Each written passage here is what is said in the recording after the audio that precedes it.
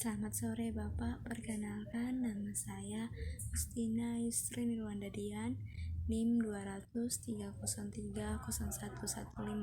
kelas C semester 2. Baik, kali ini saya akan mereview buku tentang media sosial untuk komunikasi, strategis, kreatif, dan aplikasi berbasis riset oleh Karen Priebeck, University of Louisville, Amerika Serikat, yang dimana untuk memenuhi tugas kelima mata kuliah Sosiologi Komunikasi. Bab yang pertama, pengantar media sosial sebuah seni dan sains. Bagaimana kami mendefinisikan media sosial? Media sosial didefinisikan, diklasifikasi, dan dikonseptualisasikan dengan banyak cara yang berbeda. Lyric, Avery, Swifters, dan Holmes 2009 mendefinisikan bahwa media sosial sebagai praktik online yang memanfaatkan teknologi dan memungkinkan orang untuk berbagi konten, opini, dan pengalaman mereka. Wawasan dan media itu sendiri. Media sosial adalah tentang orang dan teknologi, tidak hanya menyediakan sarana untuk membangun dan memelihara hubungan, tetapi juga memungkinkan pengguna untuk membuat konten mereka sendiri untuk dibagikan dengan orang lain dalam komunitas online. Beberapa konten yang dibagikan individu dengan orang lain di jaringan online mereka mencakup informasi mengenai acara berita, pembaruan, pencapaian pribadi dan profesional, dan konten multimedia. Media sosial itu telah memperkuat kekuatan percakapan konsumen di pasar dengan memungkinkan satu orang untuk berkomunikasi secara harfiah dengan ratusan atau ribuan konsumen lain dengan cepat dan dengan usaha yang relatif sedikit. Akibatnya pesan resmi bersaing untuk mendapatkan perhatian konsumen dengan banyak sumber informasi lainnya. Bab yang kedua, dasar-dasar etika dan hukum di media sosial. Apakah itu etika? Etika adalah seperangkat pedoman dan prinsip moral yang mempengaruhi perilaku dan interaksi manusia, dan memiliki kode etik yang ditetapkan sangat penting saat mengeksplorasikan bagaimana bereaksi dan menanggapi berbagai situasi yang mungkin muncul saat bekerja di media sosial. Etika memberi panduan, membantu membedakan antara apa yang salah dan apa yang benar. Seringkali orang memiliki seperangkat nilai yang mereka pegang teguh dan mereka rasa penting untuk mereka ikuti. Prinsip-prinsip etika inilah dapat berupa perilaku dan tindakan pribadi, tapi juga diterjemahkan ke dalam lingkungan profesional. Semua organisasi profesional seperti periklanan, hubungan masyarakat, pemasaran, jurnalisme, komunikasi, dan disiplin tambahan, mereka memiliki kode etik profesional untuk diikuti anggota ketika mereka bekerja dan berpraktik di lapangan. Profesional media sosial mungkin menghadapi beberapa situasi yang berbeda saat mereka bekerja untuk perusahaan besar, outlet media, agensi, atau perusahaan konsultan, atau bahkan ketika mereka menjadi bagian dari suatu organisasi. Akses informasi terkait akun pribadi di situs media sosial telah dibahas di komunitas online maupun di pengadilan. Dasar-dasar hukum.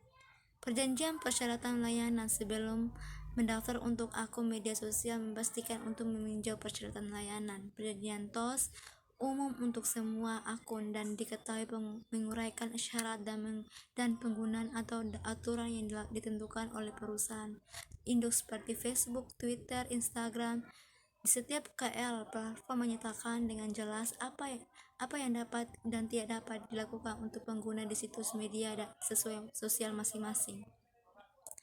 Untuk membuat akun atau profil media sosial, pengguna harus menyetujui persyaratan. Beberapa perjanjian TOS berkisar dari apa yang dapat dimiliki dan dibuat oleh pengguna di situs hingga persyaratan dasar, Misalnya Anda harus berusia 13 tahun atau lebih untuk menggunakan situs. Selain itu, beberapa platform misalnya Instagram dan Snapchat menyatakan konten yang dibagikan dan dibuat di situs ini secara teknik dimiliki oleh platform tersebut, sedangkan yang lain menyatakan bahwa pengguna memiliki konten yang mereka bagikan dan dibuat di media sosial media. Perjanjian TOS dapat berkembang saat kasus baru, keputusan hukum, dan situasi muncul secara online. Kebijakan media sosial. Media sosial menawarkan banyak kesempatan dan sumber daya bagi pengguna untuk berbagai baik membuat, melaporkan, dan berkomunikasi satu sama lain. Dengan setiap peluang muncul tantangan unik yang terus-menerus harus diatasi selain memperkirakan insiden etika dan hukum di masa depan yang dapat mempengaruhi praktik media sosial. Banyak perusahaan bisnis, organisasi berita, dan profesional yang dimiliki kebijakan media sosial masing-masing yang membantu memadu mereka melalui korespondensi online. Pada bulan April 2009, dua karyawan Domino menjadi nakal dan memutuskan untuk memfilmkan diri mereka sendiri karena tidak pantas dengan makanan yang disajikan. Video ini menarik perhatian seorang blogger yang kemudian membuka Twitter untuk menyuarakan keperhatiannya. Akibatnya, Domino merespon untuk meyakinkan pelanggannya dan orang lain tentang situasi tersebut. National Public Radio atau NPR memiliki kebijakan media sosial yang komprehensif dalam hal harapan dari pemberi kerja dan outlet media. Akurasi adalah salah satu elemen terpenting yang disorot dalam kebijakan karena NPR diindikasikan untuk memastikan informasi yang disajikan ke outlet medianya benar dan diverifikasi. Meskipun sebagian besar organisasi, perusahaan, dan bisnis memiliki kebijakan media sosial, penting bagi mereka untuk membagikan poin informasi tertentu dengan karyawan mereka secara langsung, tapi juga dengan audiens mereka secara publik. Memiliki kebijakan media sosial akan membantu mendidik dan membentuk audiens Anda tentang apa yang diharapkan dari Anda secara online. Bab 3. Branding pribadi dan profesional. Manfaat dan tantangan untuk personal brands. Ada keuntungan membangun merek pribadi dengan cara yang tidak mungkin dilakukan. Ada banyak peluang untuk menginfluensi dan melihat apa yang dilakukan orang lain di industri kita untuk melihat posisi kita. Kami akan melihat apa yang dilakukan oleh profesional lain yang berhasil, tapi kami juga dapat menentukan di mana pesaing kami. Tidak ada satu orang pun yang online sama persis. Jadi media sosial berfungsi sebagai peluang sempurna untuk merangkui karakteristik untuk kita. Industri satu hal hebat tentang membangun merek yang pribadi seorang online adalah kekuatan untuk mengembangkan daftar koneksi dan jaringan. Anda ingin membangun jaringan Anda di platform tertentu dan Anda dengan banyak tertentu. Twitter memungkinkan Anda berhubung dengan siapapun yang ingin Anda temui, dan LinkedIn adalah tentang koneksi bisnis, namun membuat permintaan pertemanan di Facebook harus dievaluasi berdasarkan situasi dan kontak profesional yang Anda hubungi. Bagaimana membangun merek pribadi? Keterampilan yang dibutuhkan untuk menampilkan merek pribadi secara efektif sementara peran, tugas, dan platform terus berubah. Beberapa keterampilan penting akan terus-menerus relevan dan menjadi kunci bagi para profesional media sosial. Semua peran di media sosial telah menjadi lebih profesional. Semua peran di media sosial telah menjadi lebih didorong oleh data, akan fokus pada analitik dari apa yang dikatakan dan apa ini ke dalam wawancara yang dapat ditindaklanjuti. Memiliki data survei, eksperimen, wawancara, grup fokus masih akan terlihat dan kunci bagi para profesional media sosial, tapi penting juga untuk dapat menentukan cara mengumpulkan mungkin salah atau keterampilan terpenting yang harus dimiliki. Riset untuk media sosial mengharuskan Anda mengumpulkan data-data dan memahami dari angka dan hasil, tetapi pada saat yang sama kreativitas Anda dengan penelitian beberapa keterampilan data yang terlihat pada data yang dikumpulkan merupakan keterampilan peluang mampu mengidentifikasi apa yang sedang tren, mengapa itu menjadi tren, dan cara mengumpulkan, mengatur, dan melaporkan data juga merupakan area fokus utama. Disinilah seni berperan dalam penelitian. Bab 4. Kualifikasi dan peran industri. Siapa yang mempekerjakan profesi media sosial? Salah satu pertimbangan utama saat bekerja di media sosial adalah menentukan perusahaan tempat Anda bekerja. Agensi khusus media sosial berproses agak perbedaan dari perusahaan tradisional. Pengaturan perusahaan lebih instruktur, formal, dan terikat pada peraturan, terutama jika mereka adalah perusahaan publik. Pengalaman adalah hal pertama yang ingin dilihat pemberi kerja. Mereka akan menanyakan Anda beberapa banyak magang, proyek, pengalaman kerja Anda, dan klien yang Anda miliki. Bahkan sebelum melamar pekerja, Anda harus diharapkan memiliki dokumen virtual untuk memamerkan karya Anda.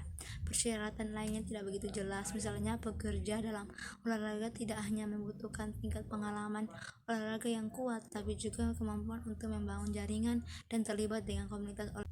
Bertemu orang baik secara virtual maupun tatap muka adalah salah satu hal terpenting yang dapat Anda lakukan untuk memajukan karir Anda. Pertemuan tersebut tidak selalu harus melibatkan media sosial. Bab 5. Penelitian di media sosial, pemantauan, mendengarkan, dan analisis.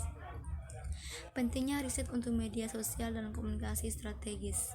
Penelitian mengumpulkan informasi sistematis secara ilmiah dan objektif untuk membantu menjawab pertanyaan.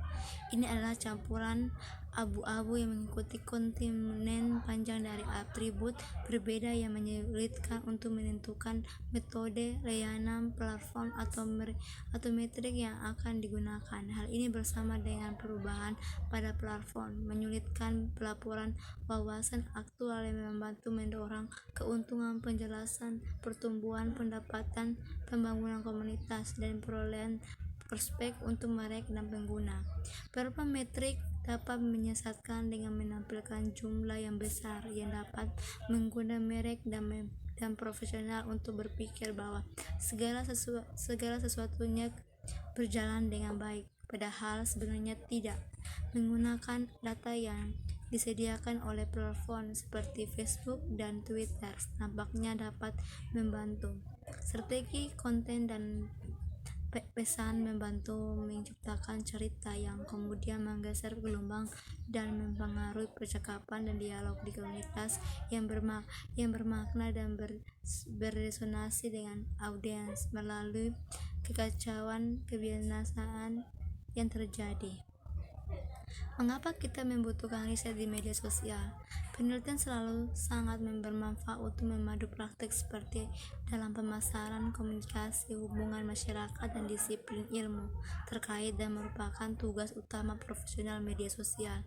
Menilai keberhasilan kampanye dan mengidentifikasi peluang, penelitian dapat memberikan lebih banyak arahan dalam memahami khalayak kunci merek, kesenjangan, dan peluang saat ini relatif terhadap pesaing, naskah lingkungan saat ini, masalah atau situasi yang muncul, dan faktor motivasi dan sikap pengguna. Apa perbedaan antara memantau dan mendengarkan di media sosial?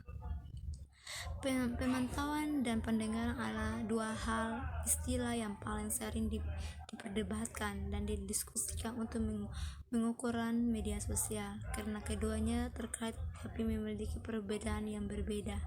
Pemahaman adalah proses sistematik untuk memahami, menganalisis, dan melaporkan wawasan dan percakapan tentang reputasi, posisi merek, kesehatan komunitas, dan pendapat anggota audiens utama secara virtual. Mendengarkan adalah tentang belajar, mengeksplorasi, dan mengungkapkan tren, peluang, aktivitas, dan masalah yang muncul yang dapat berdampak pada perusahaan baik secara positif maupun negatif. Ini dapat berupa item yang direvolusi di tingkat permukaan, misalnya metrik gelombang, atau lebih mendalam riwayat pelanggaran dengan merek, seberapa terlibat pelanggaran dengan merek sebagai jaringan pelanggaran dan pengaruh dalam komunitas tertentu dengan merek. Praktik pemahaman lebih relatif dibandingkan dengan apa yang ditawarkan mendengarkan. Bab 7. Penulisan strategi untuk media sosial. Praktik terbaik untuk penulisan media sosial. Ejaan dan tata bahasa masih penting dan faktanya lebih penting dari sebelumnya di media sosial. Kesan pertama penting, dan prinsip-prinsip ini penting di setiap saluran dan media yang digunakan dalam komunikasi. Meskipun terkadang percakapan mungkin bersifat informal, namun tetap perlu menggunakan prinsip tata bahasa dan ejaan yang tepat. Tidak ada yang ingin melihat nama mereka salah eja secara online atau informasi yang disajikan dengan cara yang terganggu. Prinsip yang sama yang digunakan dalam jurnalisme harus didorong tidak hanya dalam praktik menulis media sosial, tetapi juga ditegakkan. Dengan kata lain, tidak ada alasan untuk kesalahan ejaan atau kesalahan tata bahasa dalam pembaruan Anda. Bab 8. Segmentasi dan analisis audiens. Jenis audiens. Data adalah teman terbaik profesional media sosial dalam hal mengidentifikasi audiens utama dan mengaturnya berdasarkan prioritas dan fokus. Pertama dan terpenting, mereka dan profesional di media sosial harus menggunakan data yang dikumpulkan melalui teknik pemantauan dan pendengaran untuk mengidentifikasi audiens yang mereka jangkau di media sosial. Yang kedua, hasil ini harus dibandingkan dengan laporan offline tradisional tentang audiens, komunitas pemberi pengaruh, dan membuat selain khalayak utama yang menjadi sasaran dalam upaya media sosial. Sumber pengaruh lain harus dipertimbangkan. Komunitas online mencakup sekelompok orang yang berinvestasi dan tertarik pada masalah, merek, atau bidang keahlian yang serupa. Misalnya, satu grup Facebook populer untuk profesional media sosial adalah grup Mastermind VIP yang dibuat oleh Carlos Gil. Komunitas ini berfokus untuk berbagai pembaruan terkini tentang tren, isu, dan kampanye media sosial, serta pembahasan situasi dan tantangan yang dihadapi di lapangan. Beberapa komunitas terbuka untuk semua orang, sementara yang lain lebih eksklusif. Mereka dapat membangun komunitas untuk memenuhi beberapa tujuan. Beberapa komunitas merek ditunjukkan untuk pelanggan setia dan penggemar yang ingin menjadi duta merek tersebut. Sebagian besar mereka ingin menciptakan komunitas tempat orang-orang berpikiran sama dapat berkumpul untuk bertukar pikiran, terlibat, dan berbagi pengetahuan dan ide di ruang tertentu. Ruang ini dapat diposting dalam komunitas merek atau sebagai perpanjangan dari situs media sosial tertentu. Bab 9. Membuat, mengelola, dan mengurasi konten. Ikhtisar pemasaran konten. Seperti disebutkan tentang perencanaan strategis, strategi difokuskan pada bagaimana mencapai tujuan dan ditetapkan untuk kampanye. Sedangkan taktik adalah mur dan baut dari rencana media sosial. Alat khusus dan potongan konten untuk tujuan pemasaran konten. Bagian strategi berfokus pada bagaimana pemasaran konten dapat memantau mencapai tujuan yang ditetapkan melalui langkah-langkah, tindakan tertentu, serta melalui pembuatan konten, ide, dan aktivitas promosi. Bagian taktik pemasaran konten berfokus pada bagian konten tertentu atau dikenal sebagai aset yang perlu dibuat, didistribusikan, dan dievaluasi untuk kampanye. Bab 10. Pengukuran, evaluasi, anggaran, dan kalender. Pertimbangan lebih lanjut untuk pengukuran, evaluasi, dan anggaran. Tugas pengukuran dan evaluasi membutuhkan banyak waktu dan sumber daya untuk seorang profesional media sosial. Pengukuran data dan penelitian seharusnya tidak menakutkan. Sebaliknya, Anda harus menerimanya dengan tangan terbuka karena dapat berbagi wawasan dan cerita serta mengungkapkan celah peluang yang belum pernah terlihat sebelumnya. Disinilah kreativitas aplikasi berperan untuk media sosial.